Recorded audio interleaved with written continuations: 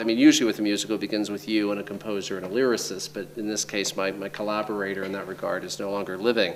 And because I'm also a lyricist, I've tried to not rewrite in any way, but I try to think as though I wrote the lyrics, so that I'm building the scenes so that the lyrics are a huge part of the storytelling. And so that the characters sound the same. That's exactly when they right. speak That's as when right. they sing. That's right. That's really why I started writing lyrics, because I was really intrigued with the uniformity of voice, and I thought the easiest way to do it is to write both. And in this case, I've been trying to take Meredith's language. But basically, it starts with me, and then it was Kathleen and me, and then it was Kathleen and me and Michael Rafter, our music director. And then you add a cast, and you add the Denver Center, who is providing this extraordinary opportunity to develop the show. And they've done an extraordinary job in terms of nurturing and supporting us in myriad ways, you know, not even just financially. The cost of developing a musical is you know, considerable, but in so many other ways that are actually hard to even quantify.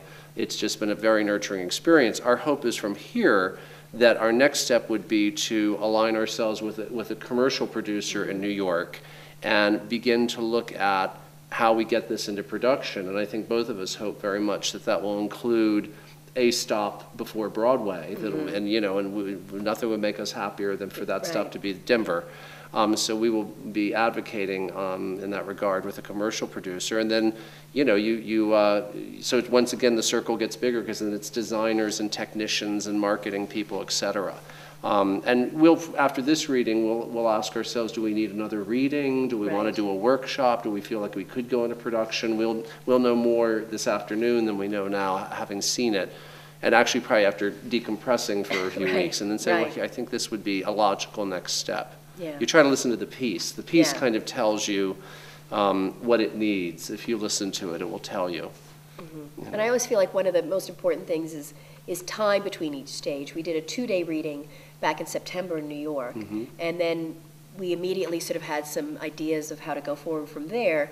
But given that we had a few more months before we were coming here to Denver, I think it gave us time to sort of, it's always good to close something, put it away for a little bit, and then come back to it and open it up, and all of a sudden something made perfect sense to you when you were in the thick of it. When you look back at it, go, I don't understand that. Absolutely. Why didn't we do that?